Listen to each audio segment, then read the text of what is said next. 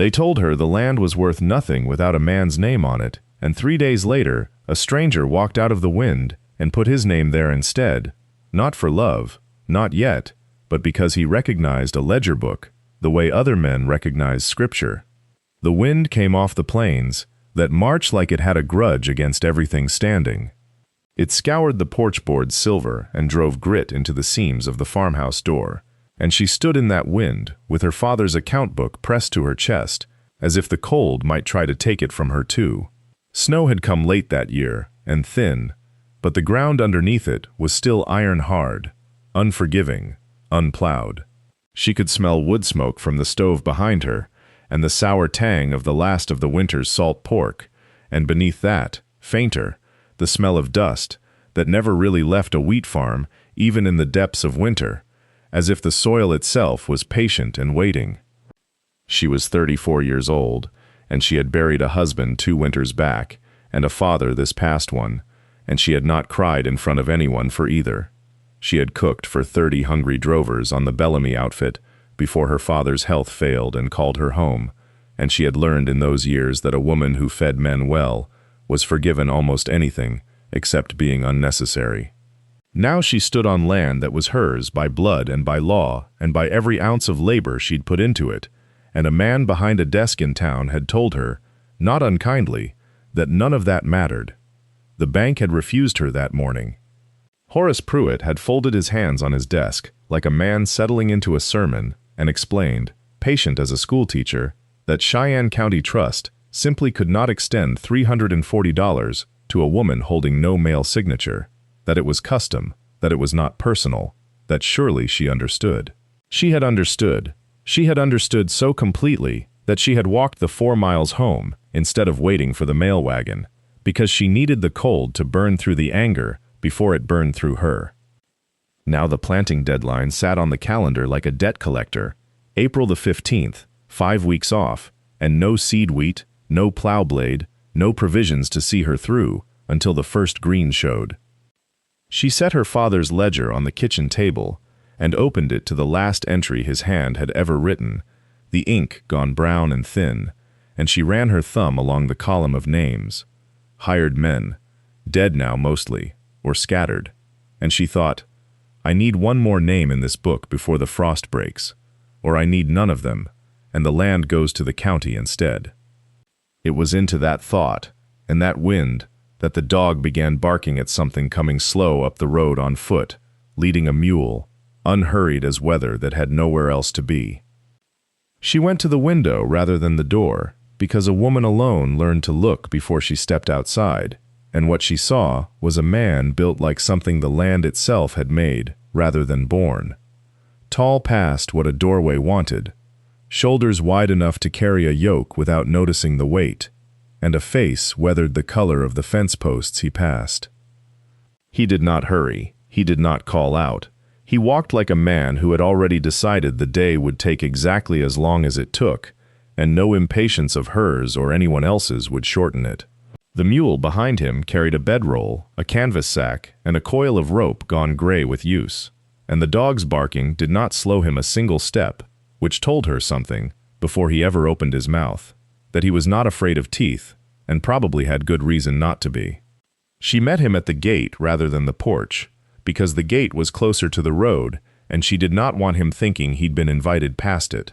Up close, the scar across his left forearm showed pale against sun-darkened skin, old and long-heeled, the kind a man got from wire or a blade, and never explained unless asked twice.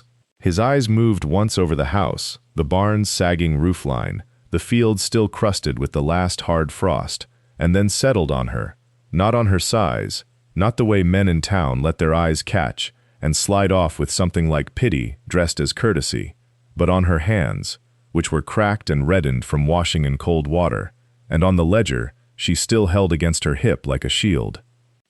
"Looking for work," he said. 4 words, delivered the way a man states weather. "Can't pay wages," she said, because she'd learned it was faster to name the trouble than wait for it to surface later like a splinter. "Room, board, and a share of harvest, if there's a harvest to share." He considered this the way she imagined he considered most things, slowly, without performance. Behind him, the mule shifted its weight and let out a long breath that fogged in the cold. "Fair," he said. That was all. No questions about the bank, no questions about a husband, no glance toward the house to guess whether a man already lived there, and this was some trick. He simply waited, the way weather waits, for her to decide whether the door would open. She thought of the ledger's empty line, she thought of the calendar, and April coming on regardless of what she decided. "There's a room off the kitchen," she said. "Barnes got hay enough for the mule." He nodded once, as if the matter had never truly been in question, and led the mule through the gate she held open, and she noticed, though she would not have said it aloud to anyone, that his boots made almost no sound at all on the frozen ground. He ate at her table that first night without asking permission to sit, and without waiting to be told where. He simply took the chair nearest the stove, the one her father had always favored, and she found she did not mind it the way she thought she might. She set down a plate of beans and salt pork and cornbread gone a little dry at the edges, apologizing for it before he'd lifted his fork, and he said nothing about the apology at all, only ate steadily, the way a man eats who has gone hungry before and does not intend to insult food by hurrying past it. She watched him without seeming to. It was a skill she'd learned young, feeding hired men who did not like being watched while they chewed. His hands were large and marked, not just the scar along the left forearm, pale and old, but smaller nicks across the knuckles, the kind a rope leaves, or a wire fence, or years of work she couldn't yet name. He held his fork the way a man holds a fork who once held finer things and had to unlearn the holding of them. "Where's home?" she asked, because it seemed a safe enough question, the kind asked of any drifter. "Nebraska territory, once," he said. "Not anymore." He did not offer more, and she did not press, though she noted the word once, the way she noted a crack in a jar before it breaks. Not alarming yet, but worth remembering. The following morning he was in the barn before she woke, and she found the mule fed and the frozen trough already broken open with an axe he must have found hanging by the door, though she couldn't recall her father ever teaching a hired man where to look for it. He'd found the plow, too, half buried under a fallen shelf of tools, and had set it upright and was running his thumb along the blade's edge, testing its dullness the way a man tests a blade he intends to use, not admire. "Needs a new edge," he said, without turning. "Bankman, tell you where to get one?" "Bankman told me to get a husband," she said, and regretted it as soon as it left her, though he only made a sound that might have been a laugh if he'd let it go any further than his chest. "Same thing, costs less at Talbot's smithy," he said. "Blade, that is." She laughed, before she could stop herself, and the sound startled her more than it seemed to startle him. He kept working. She stood a moment longer in the cold doorway of the barn, watching a stranger handle her father's tools like he'd been born to them, and thought, not for the first time since he'd walked through her gate, that she knew almost nothing true about him at all. That night, she brought the ledger to the kitchen table because it seemed the honest thing to do, and because her father had always said a man's worth on a farm was written down, not spoken. She set it between them, like a third party to the conversation. He looked at it the way some men looked at church doors, with a wariness that had nothing to do with disrespect. "Every hand my father ever hired went in here," she said. "Wages, debts, what they were owed at the end of a season. I mean to do the same for you, even though there's no wages to speak of." He didn't answer right away. He turned the book toward himself with 2 fingers, careful, the way he'd handled the plow blade, and opened it to a page near the middle, not the front, where a stranger might have started out of politeness. His eyes moved down the columns, her father's cramped slanting hand, dates going back to a spring before she was born. "Man kept good records," he said. "He kept everything," she said. "Every debt paid, every debt owed." He used to say a farm forgets nothing, so a ledger shouldn't either. Something crossed his face then, quick as a cloud shadow over wheat stubble, gone before she could name it. He closed the book gently, the way a man closes a door he doesn't want to wake something behind. "Room and board," he said. "Share of harvest, that's the whole of it. No need to write more than that." "That's all you want written?" "That's all that's true yet." She didn't press him, though the word yet sat in her chest longer than she wanted it to. She poured the coffee instead, black and too strong, the way her father had always taken it, and the way she'd never learned to make any other way. He drank it without complaint, sitting across from her with his hat off for the first time since he'd arrived, and in the lamplight she noticed the scar running pale and old along his left forearm, a seam of skin that didn't match the sun-brown of the rest of him. She didn't ask. There was a rule on the frontier, unspoken but iron, that a man's scars were his own business until he chose to make them yours. He caught her looking anyway. "Rope burn," he said. "Long time back." "Must have been some rope?" "Must have been," he agreed, and said nothing further, and the silence that followed wasn't unfriendly, only full. Full the way a held breath is full, waiting for a reason to let go.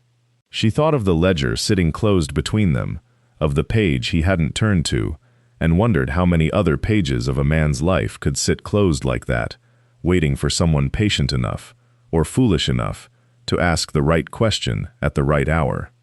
She did not ask it that night, but she marked the date all the same, in her own private way, the way her father had taught her to mark anything worth remembering, by noticing exactly where she was standing when it happened.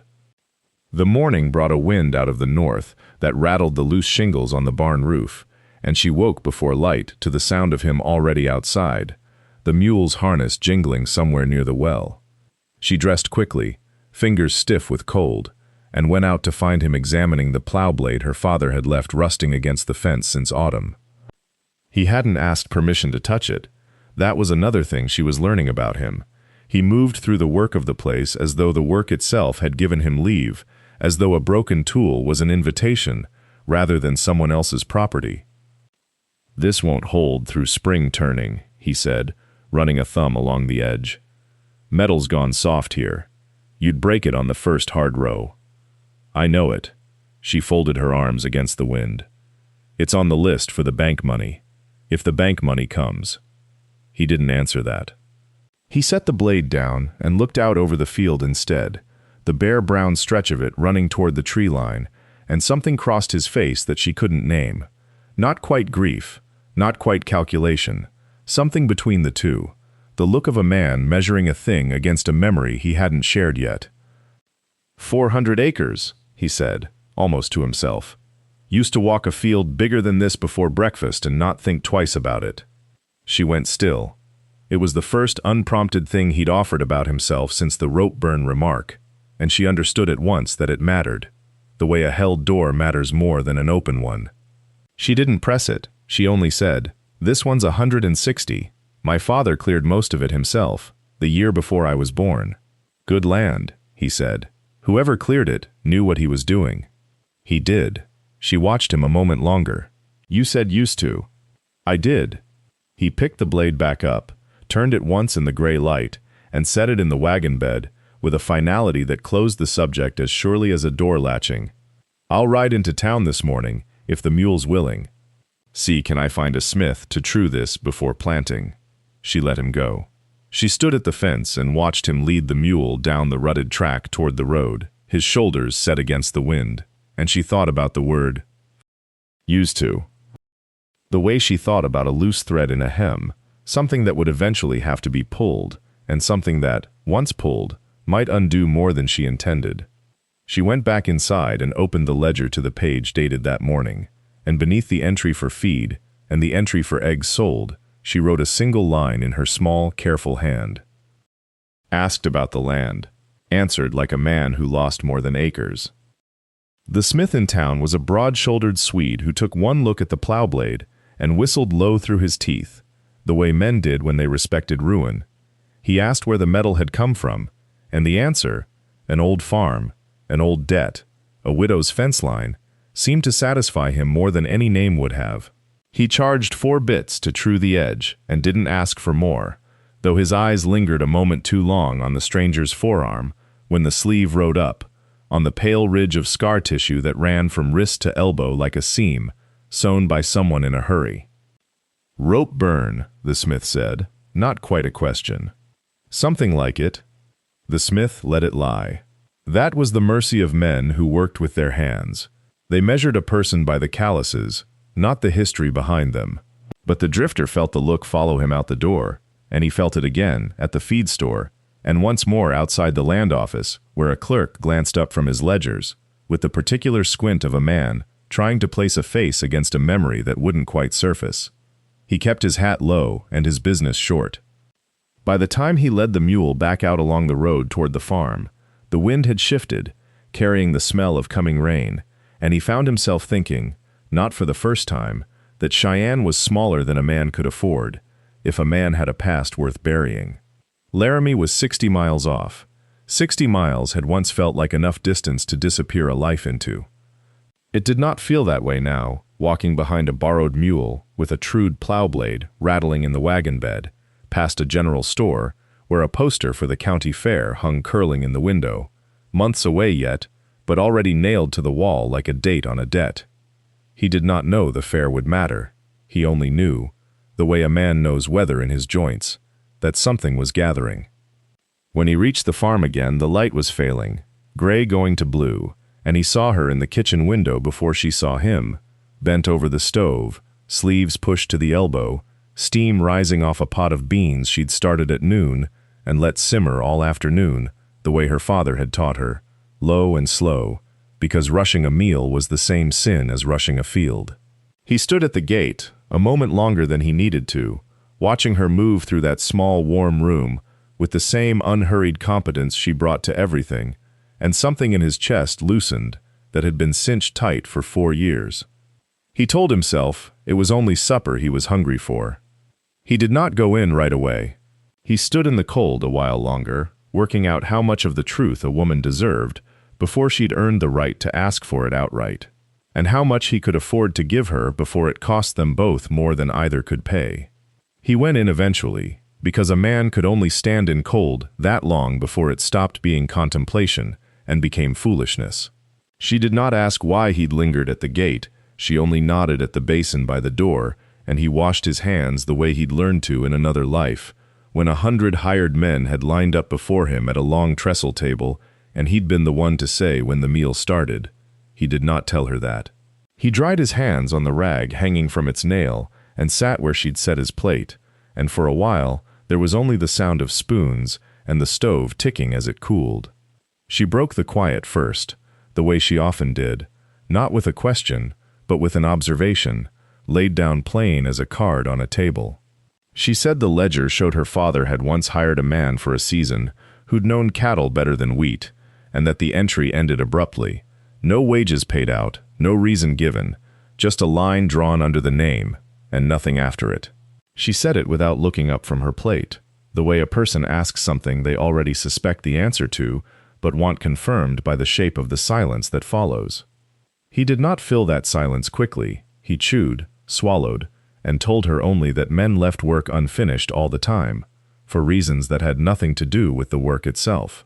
It was true enough to satisfy the letter of it, it was not the whole of it, and he understood by the set of her mouth that she'd caught the difference between an answer and an evasion, and had decided, for now, to let him keep the distance. Later, when the plates were cleared and she'd gone to bank the stove for the night, he sat a while longer at the table with the ledger open in front of him, though he had not asked to see it, and she had not offered. It had simply been left there, within reach, the way a door might be left unlatched rather than opened. He turned the pages slowly. Names he didn't know, sums he could reckon from labor rather than greed, years accumulating like sediment.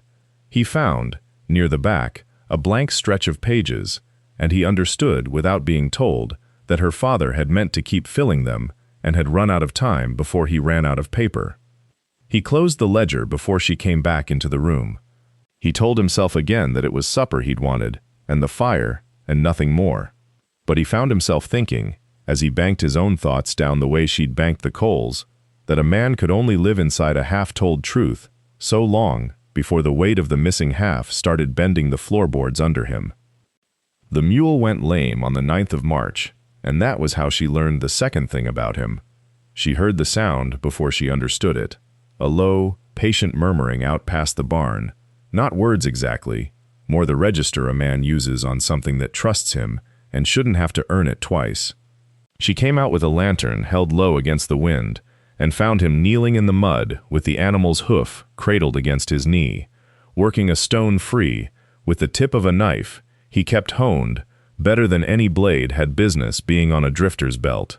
He didn't look up, picked it up somewhere on the flats, been favoring it 2 days. You should have said, wasn't bad till tonight. She held the lantern higher so he could see, and in the light, she noticed what she hadn't before, the economy of his hands, the way he turned the hoof and set it down again, without wasted motion, the way he'd already known, before touching it, exactly where the stone would be. A man learned that kind of knowing from thousands of animals, not one mule and a bedroll. You've done this before, she said, not a question. Once or twice. She let it sit. She had learned, in 9 days, that pressing him was like pressing a bruise. It told her the pain was there, but nothing about its shape. So she only said the hoof looked clean now, and he said it did, and they stood a moment in the cold, with the lantern between them, and the mule shifting its weight, testing the leg, finding it sound. It was 3 nights later that she found the second thing waiting inside the first, the way one door opens onto another. She was mending a torn seam on his coat, an act she told herself was practical, not tender, since a torn coat in a Wyoming spring was a man half a step from pneumonia, and her fingers found, stitched crudely into the lining near the collar, a tag gone soft and gray with washing. Most of the maker's mark had worn away. What remained was a fragment of a name, embroidered in thread once red, now the color of dried blood. More cattle. She sat with the coat in her lap a long while before she folded it and set it by the door, as if she hadn't seen, as if the thread hadn't already begun its slow unraveling into a shape she could almost read. She did not ask him at breakfast.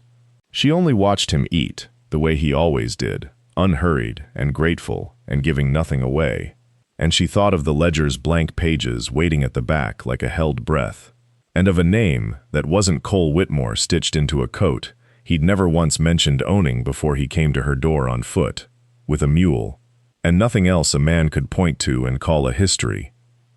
The seedweed arrived on a Tuesday, hauled up from the depot in a wagon, borrowed from a neighbor who charged 2 bits for the trouble, and she watched him lift the sacks like they weighed nothing, though she'd hefted enough of them herself to know better. He stacked them in the barn with a care that struck her as strange for a man doing work he wasn't paid to think about. Squared corners, a tarp pulled tight against the damp, the whole business done the way a man does it when he expects to answer for the loss later to someone above him. She had seen hired hands work. She had never seen one work like he owned the consequence of failing. That evening she brought the ledger to the table instead of leaving it on the shelf, and she opened it to the page where her father had written the terms of the arrangement in his slanting hand. Room, board, 1/5 share, no wage, no claim. And she set it before him without a word, the way she might set down a plate. He looked at it a long moment.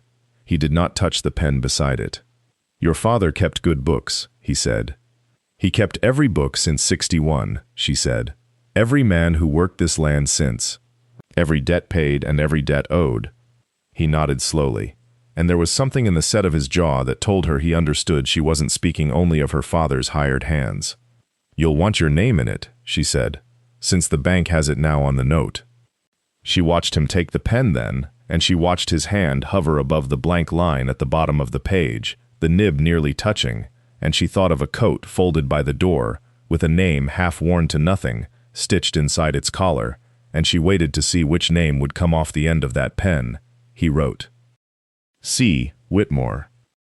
Same as the loan papers, in a hand steadier than hers had ever managed, and he closed the book before the ink was fully dry, and he thanked her for supper in the same breath, as if the 2 things carried equal weight. She did not press him. She had learned that pressing a man like this was like pressing a plow into frozen ground. It broke the blade before it broke the earth. But that night, lying awake with the wind working at the shutters, she turned the coat over in her mind again, the thread gone the color of dried blood, and she thought, more cattle. Not a name whole, but a shape of one, the way a footprint in mud shows the boot without showing the man. She thought of Nebraska, though she couldn't say why Nebraska came to her, only that something in the way he handled a herd rope, in the way he'd once corrected a neighbor's talk of grazing rotation, without seeming to notice he'd done it, spoke of pastures far larger than anything Cheyenne County had ever fenced. The morning came in hard and blue, the kind of cold that made the mule's breath hang in the air like smoke off a chimney, and she found him already out at the fence line before she'd finished pulling on her boots. He was not doing fence work. He was standing there with his hand flat against a post, looking west, toward nothing in particular, the way a man looks at weather that isn't there yet. She did not ask him what he was thinking. She had learned that too. Instead, she brought the coffee out to him, black and too hot, in the tin cup her father had used every morning of his life, and she watched him take it without a word of thanks, which she had come to understand was its own kind of thanks from him, the wordless kind, the kind a man gives when he has decided you are not owed performance. "Seed'll want turning before it freezes again," he said. "I know it. Then we'd best move." They moved. That was the whole of the conversation, and it was enough, because the work itself said more than either of them could have managed with their mouths.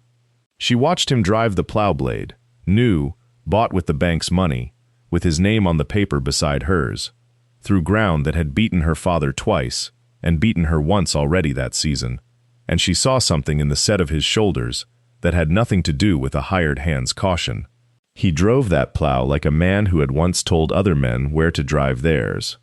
At noon, she brought him bread and a wedge of hard cheese, and he ate standing, the way he always ate, as if sitting down were a luxury he'd trained himself out of. She sat on the fence rail and watched the field, and after a while she said, not looking at him, "You've run bigger ground than this." It was not a question. She had decided, somewhere between the coffee and the bread, that she would stop asking questions and start making statements, and see what he did with them. He didn't answer right away. He finished the cheese. He looked at the horizon, the way he had looked at it that morning, west, toward Nebraska, though she still could not have said why the word sat so firm in her, and then he said only, "Once." One word. She turned it over the way she'd turned over the coat thread the night before, dried blood red against gray wool, and she understood that he had given her something without giving her anything at all. A door left open a single inch, enough to see there was a room behind it, not enough to see what furnished it. She let it lie.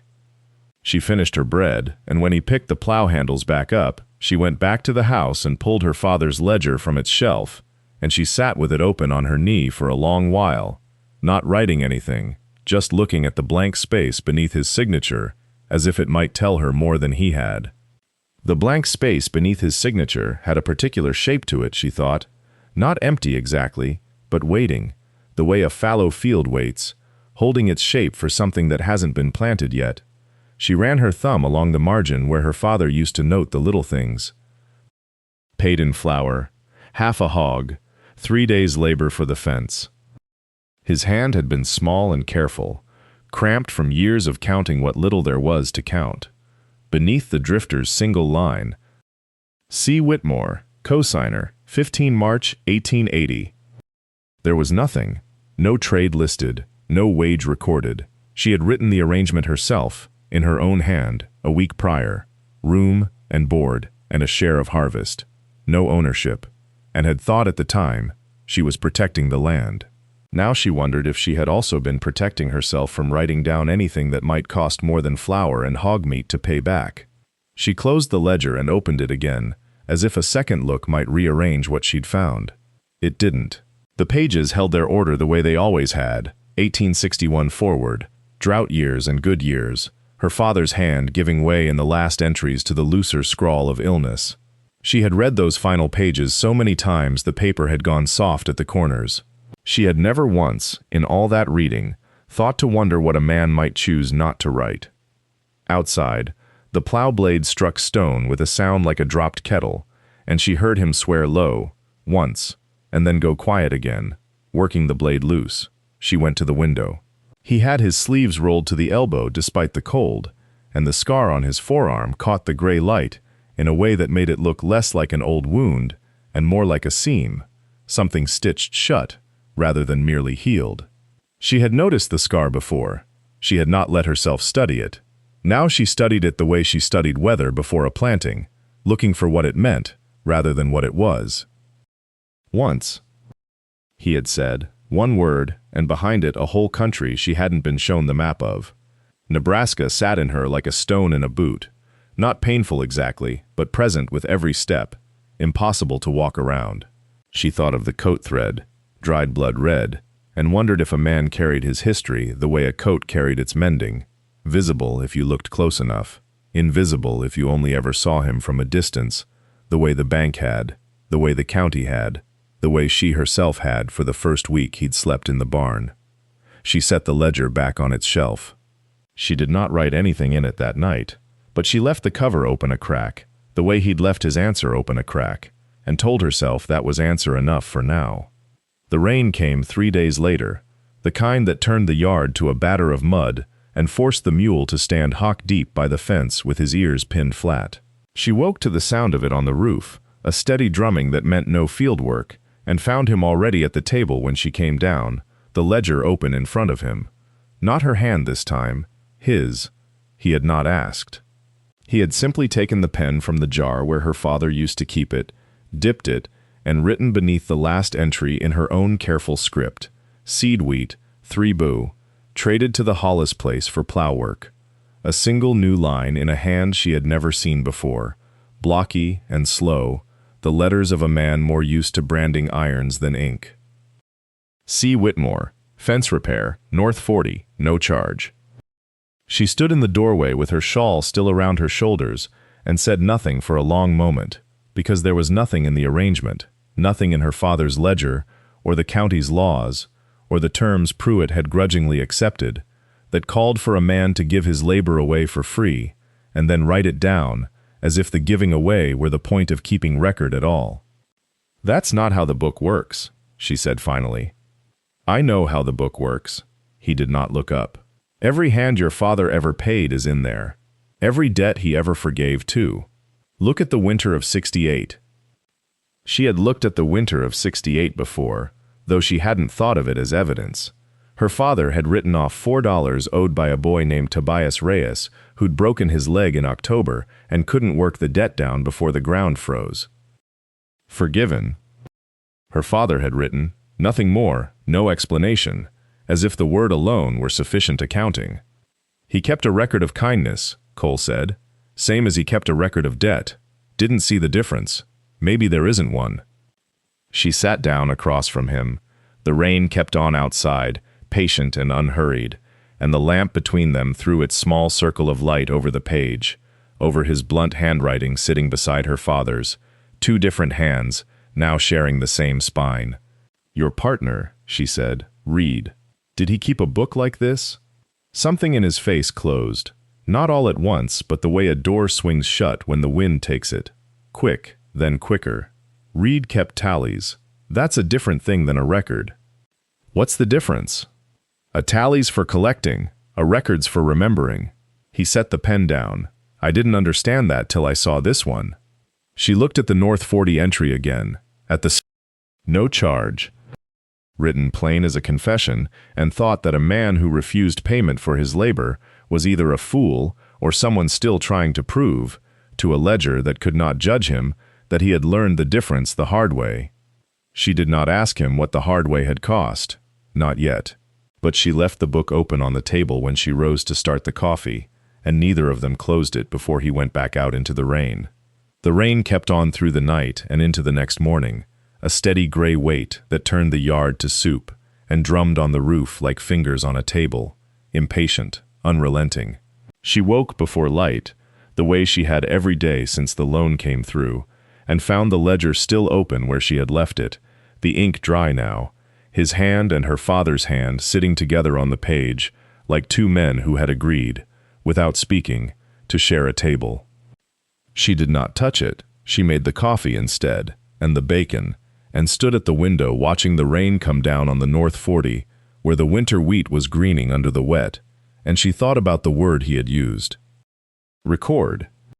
Not tally. She turned it over the way she turned over a coin to check its weight, and found herself wondering what a tally from a man like Reed would have looked like, whether it would have had a man's name in it at all, or only a number, the kind of number that did not care who it belonged to. He came in soaked through at midday, water running off the brim of his hat in a thin, steady rope, and he ate without much talking, the way he always did. But she noticed he kept glancing at the shelf where the ledger sat closed now. Closed, because the rain had driven her back inside before she could finish the morning's entries, and something in the way he looked at it made her think he wanted to open it again, and did not trust himself to say so. "You could write more than the tally of what's owed," she said, setting down the coffee pot. "My father did. There's a page in there from '68, just about the weather that spring. Nothing useful in it. He kept it anyway." Cole did not answer right away. He turned his cup in his hands, slow, the scar on his forearm catching the gray light from the window. "A man who's been broke once," he said finally, "gets careful about what he writes down. Paper outlasts intentions." "That sounds like something you learned from somebody." "Learned it from watching what happened to a man who didn't." She wanted to ask who, whether it was Reed or some nameless creditor, or himself watching his own ruin laid out in someone else's careful hand. But the rain filled the silence before her question could, and he stood and thanked her for the meal in the plain way he always did, and went back out to check the fence line the storm had loosened, leaving his coffee half-finished on the table. She sat a long while after he left, looking at the ledger, at the space beneath his last entry, where the page was still blank, and she thought that a man so careful about what got written down was a man who had, somewhere, been made to answer for every word of it, and that the answering had not been finished yet. The rain did not let up by evening, and she carried the ledger to the shelf above the stove, where the heat kept the leather from stiffening, and there, tucked between the last page of March and the first blank sheet of April, she found a folded scrap that had not been there before. Thin paper, softened with handling, a column of figures in a hand not her father's, and not, she was fairly sure, entirely his own either. Numbers only, no names. 4,000, crossed through. 1,200, circled twice. A date she recognized, the same winter her father had written of losing 3 head of cattle to a blizzard that had, by all local account, taken half the territory's herds with it. She did not ask him about it that night. She told herself it was because the fence line had taken longer than expected, and he came in past dark, wet through, too tired for questions that would only close him further. But she knew, turning the scrap over in her fingers by lamplight, that it was something else, a reluctance to be the one who made him answer before he was ready, the way the bank had made him answer, the way whoever held that $1,200 had made him answer already, once, in a manner that left a scar clean across his forearm, and a habit of writing nothing down that he did not intend to keep. She put the scrap back where she found it. She told herself that was respect, not cowardice, though she was not entirely sure of the difference. The days after ran together the way they did in true spring, the ground softening enough to work, the seed wheat arriving by wagon from town 2 days late and half a bushel short of what was ordered, an argument with the freight man that she won by being the only one present willing to count the sacks aloud, twice, in front of witnesses. Cole said nothing during it.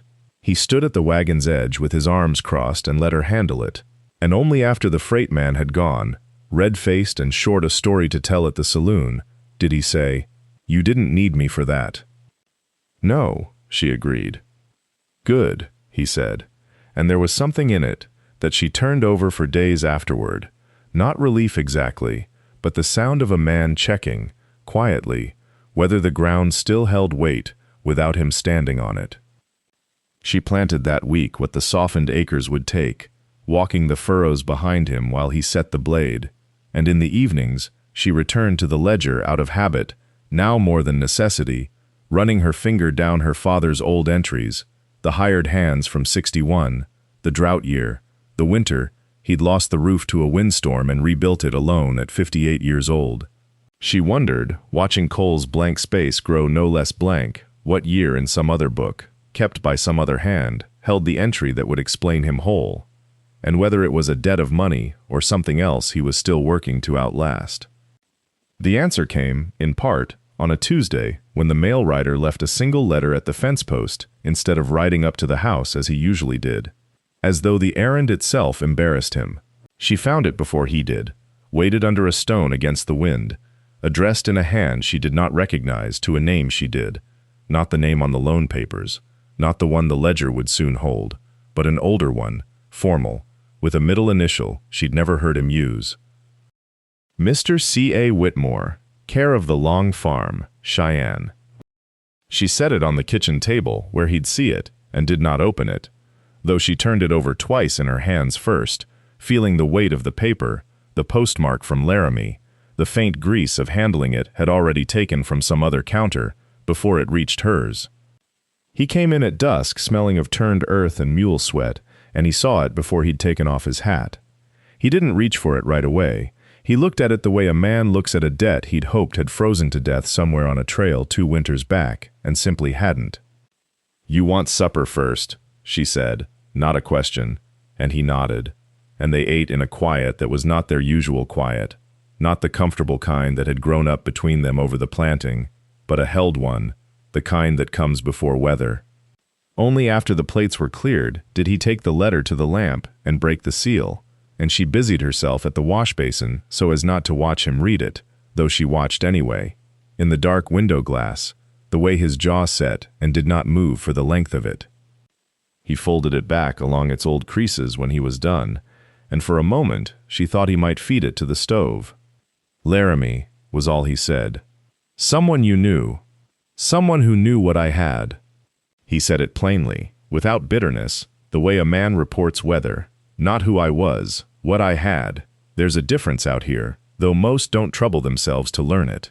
She dried her hands slow, giving him room, the way she'd learned he needed. "Is it money?" "It's what's left after money," he said, and did not explain further, and she did not press, though she carried the shape of the letter's weight to bed with her that night, the way she'd once carried her father's final ledger entries, knowing there was a sum owed somewhere she had not yet been shown, and that the season she'd thought was only about seed and rain had begun, without her quite noticing the turn, to be about something older than either. Morning came hard and white with frost, and he was already in the east field when she stepped onto the porch with the coffee pot, his breath a pale flag against the sunrise, the mule tethered and stamping. She had not slept well. The letter's shape had followed her into dreams she could not now recall, only the feeling of them, like a hand pressed flat against her sternum. She carried a cup out to him anyway, because that was the arrangement, and because some part of her had begun to want the walk. He took the coffee without looking up from the plow blade he was inspecting, running his thumb along an edge that had gone soft with wear. "This won't last the season," he said. "Steel's tired." It was, she understood, the only conversation he intended to offer that morning, and she let it stand as such. But 3 days later a second letter came, and this one he did not read at the table. He took it out to the barn, and when he came back in for supper, his face had the scoured look of a man who had argued with himself and lost. She set down the biscuit plate between them and said nothing, because saying nothing had become its own kind of question, one he sometimes answered better than words. "Man's coming to the fair," he said at last. "August, most like. Might be sooner. The man from Laramie." Same one.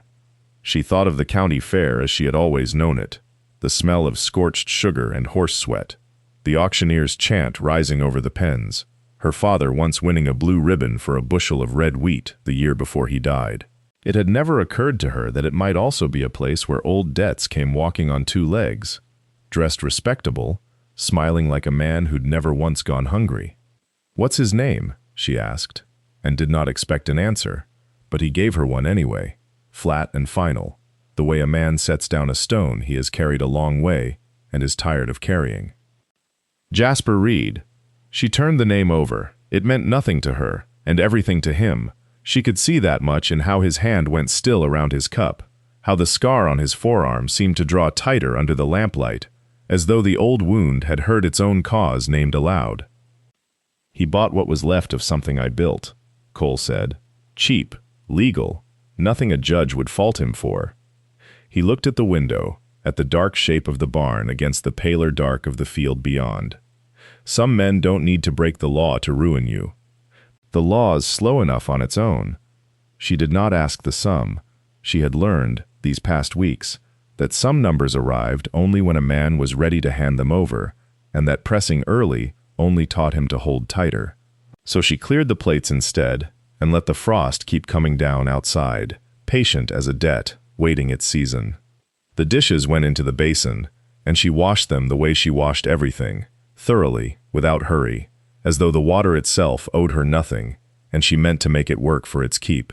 He sat by the stove a while longer, turning his cup, though it was long empty, and then he did something he had not done before. He reached into his coat, folded over the chair back, and drew out a small tin box, dented at one corner, and set it on the table without a word. She dried her hands before she touched it. Inside were papers, a deed, brittle at the fold lines, the ink gone the color of weak tea, a tally sheet, with numbers crossed through so many times the page had thinned to near transparency, and a photograph, small, the kind a man might carry for years without looking at, of cattle strung out across a valley wider than anything she had ever driven a wagon through. Nebraska, he said, before she could ask. 74, before the winter that finished it. She held the photograph to the lamp. The cattle went on, past where the picture's edge cut them off, as though the herd simply continued beyond what any camera could hold. She thought of her own 60 head, gone to settle her husband's debts 2 winters back, and felt the distance between that number and this one, the way a person feels the distance between a creek and a river, not a difference of kind, only of scale, and yet the scale changed everything. 4,000, he said, when she did not ask that either. Give or take what died before the count was taken, I built it from $900, and a partnership I thought was worth more than the paper it was written on. Read. He said it again, softer this time, not because the name had gentled, but because he was tired of the sound of it in his own mouth. He put up half the money, I put up the work. When the winter came, and the cattle went down by the 1,000, he decided the work was worth less than the money after all. He closed the tin box, though he did not put it away. Bought the note from the bank that held me. Cheap, like I said. Legal. She set the photograph down on top of the closed lid, careful, the way she might set down something borrowed that she did not want to be blamed for damaging. You kept it, she said. The picture. Didn't seem right to burn the only proof it was ever real. Outside, the frost had reached the window glass, feathering it white from the corners inward, and she watched it work while she considered what a man carries in a tin box for 6 years without opening it, and what it meant that he had opened it now, in her kitchen, with her father's ledger still lying closed on the shelf behind him, waiting, as it always was, for the next name that would need writing in. He asked, finally, the question she had been circling since he took the tin box down from the shelf. $1,200. Is that what he'd take to call it finished? That's what the note says, $1,200, and interest he's let ride for 6 years, which by now is more than the $1,200 itself. He said it flatly, the way a man reads out a debt he has memorized against his will. Every figure worn smooth from handling. I don't have it. Didn't have it then, don't have it now, and won't have it by August unless the wheat does something I've never seen wheat do. She thought of the ledger again, of every name in it going back to 1861, of the columns her father had kept in ink gone brown with age, seed bought, wages owed, hogs sold, a barn raised on credit and paid off in 3 years of good crops. Debt was not, in that book, a shameful thing. It was only a fact, entered and later crossed through when it was settled. She wondered if that was a way of seeing it Cole had never been offered. He bought the note cheap, she said slowly. You said so yourself. Bought your ruin at a discount because no one else wanted it. That's right. Then, it isn't worth $1,200 to anyone but him. It's worth what he paid, plus what he's decided to charge you for the trouble of being the man who broke you. She heard her own voice go harder than she intended, and did not soften it. That's not a debt. That's a leash. Cole did not answer that. He looked at the photograph on the closed lid a moment longer, then reached over and set it face down, gently, as though putting a sleeping child to bed. Leash or debt, it's his to call in whenever he pleases, and Laramie's not far. Man like that hears there's a Whitmore running a wheat farm outside Cheyenne, he won't need long to come looking. The frost had covered the window entirely now, and the kitchen had gone very quiet, the kind of quiet that came before a wind picked up outside, or before a man decided to say something he had been holding back for longer than he wanted to admit. She watched him, instead of pressing him, the way she had learned watching cattle in a storm, that sometimes the only useful thing was patience, and letting a thing come to you on its own time. When he comes, Cole said finally, it won't be to collect. $1,200 from a wheat farm ain't worth the ride. He'll come to be seen doing it. That's the whole of Jasper Reed. He never wanted the money near as much as he wanted men in a room watching him take it. She set the ledger back on the table, careful of the cracked spine, and did not ask him how he knew that so surely. She had learned by now that certain knowledge in him came the way scar tissue came, not from being told, but from being cut. Then we don't give him a room, she said. He looked at her the way he had looked at the frost on the window, like it was a thing he had not expected and was working out how to read. Can't unbuild a fair. Whole county goes. Judging's in the same tent as the auction. He'll be there whether we ask him or not. I didn't say we keep you home. She pulled her shawl tighter, though the stove was still throwing heat enough to fog the window from the inside as much as the frost fogged it from without. I said we don't give him a room to do his performing in. A man like that needs an audience that's already decided you're guilty.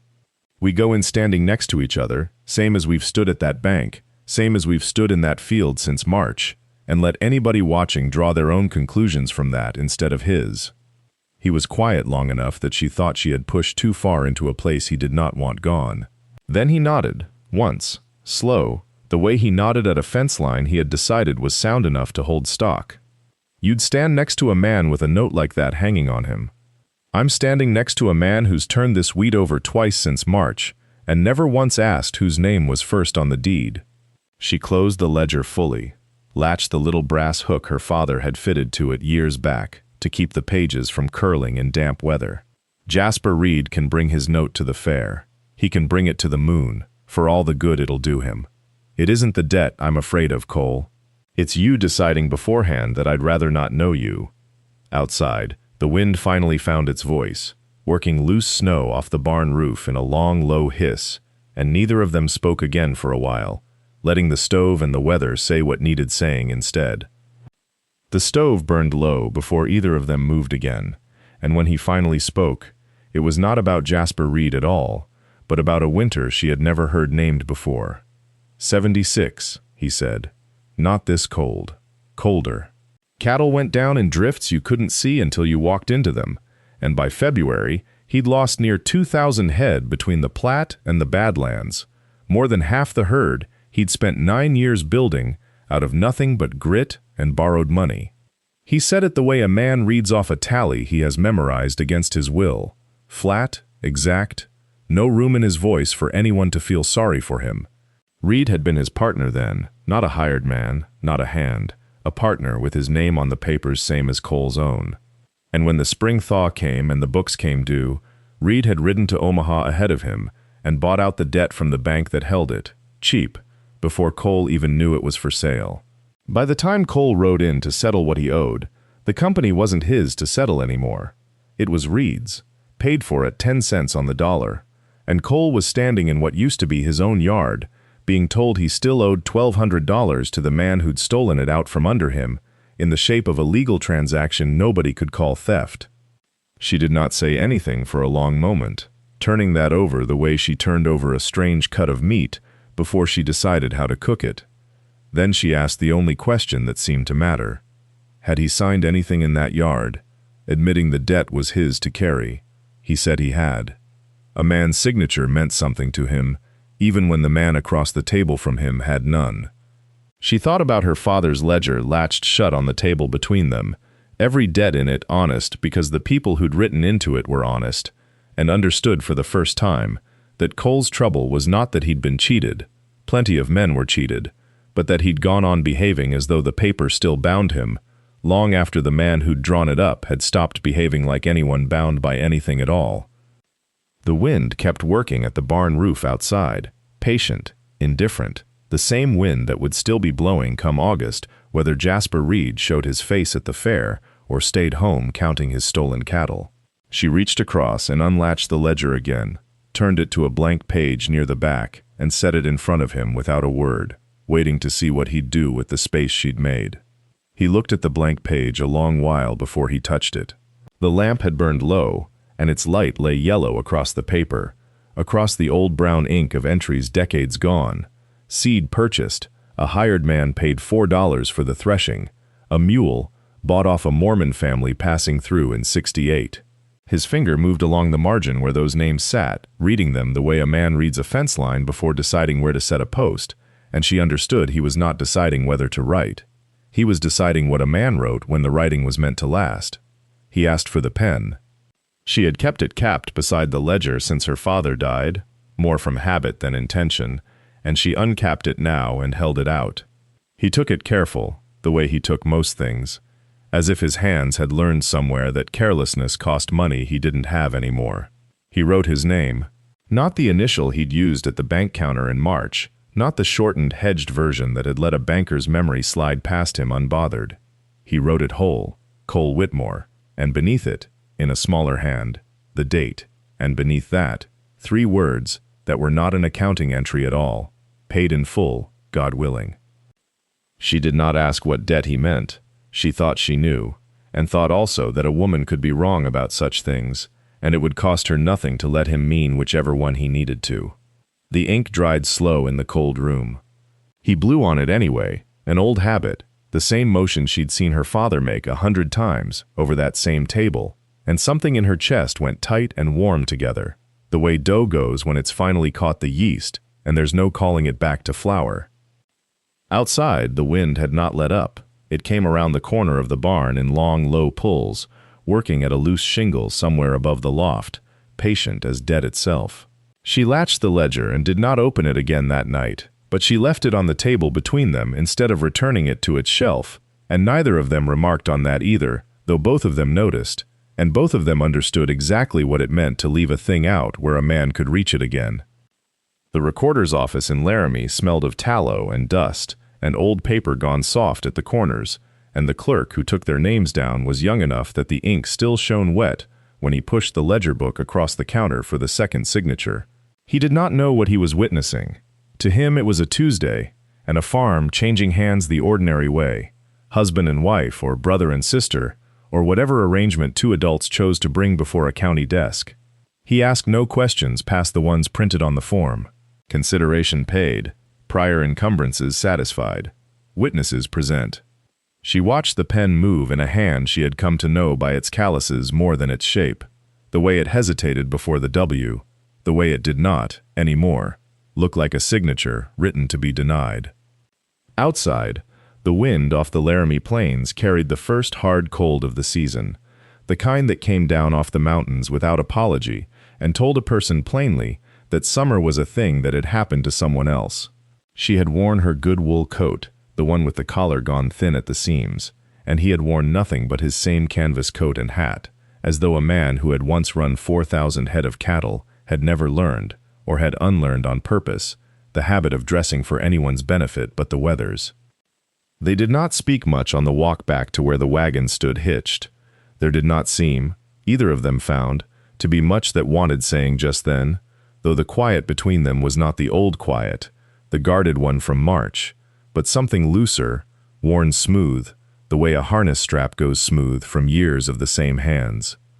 At the wagon, he checked the traces out of habit before he checked anything else, the same as always, and she noticed that about him, that even now, even with the papers folded in her coat pocket bearing both their names in the same ink, he had not stopped checking the small things first, as if the deed were the least of what held a farm together, as if trust, once earned, still had to be re-earned every morning in the shape of a strap, a latch, a length of rope tested with 2 hands before a man let a woman climb up beside him.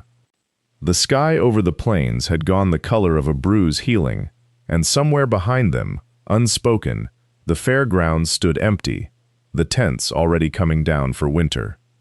The ledger came out that night, as it always did after a day that mattered, laid open on the table under the lamp, while the coffee went cold between them.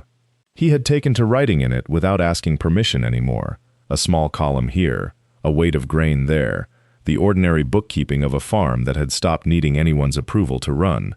But this entry was different, and she watched him hesitate over it, the way a man hesitates before a fence he built himself, checking it once more before he trusts his weight to it. He wrote the date first, November 1880. Then, beneath the tally of the fair's small profits, 2 ribbons, a pie plate sold for more than it was worth, a mule traded fare, he wrote the recorder's fee, $4 even, and beside it, in the same careful hand her father had once used for hired men and debts, he wrote his own name into the column marked Holder. She did not say anything. She had learned, by now, that the things worth noticing in him were rarely the things he said. Outside, the wind had picked up, carrying the first hard cold of the season across land that no longer belonged to only one of them on paper, though it had, in every way that counted, belonged to both since March. The wheat stubble stood pale under a thin moon, cut close and put away, the granary heavy enough that she had stopped counting the bushels sometime after the 4th wagon load, trusting the weight of it the way she had learned to trust the weight of him, standing in a doorway with his hat in his hands, not asking, just staying. She closed the ledger herself, for once, instead of leaving it open the way her father always had, as though a book of debts ought never be allowed to rest. But there was nothing owed in it now. Not to the bank, not to Reed, not, she was coming slowly to believe, to each other, either, though something in her chest still counted the days since March the way a woman counts interest, out of long habit, unable quite to stop. He banked the fire before he went out to check the stock one last time, same as every night, and she sat a while longer at the table, her hand flat on the closed cover, feeling the cracked leather warm under her palm, the way it had never warmed under her father's, and wondering what a farm looked like, exactly, once it had finally stopped being a debt. The recorder's office in Laramie smelled of dust and tallow candles, and the clerk who drew up the new deed had a slow hand and no curiosity about why a widow and a hired man wanted both their names on 160 acres of wheatland.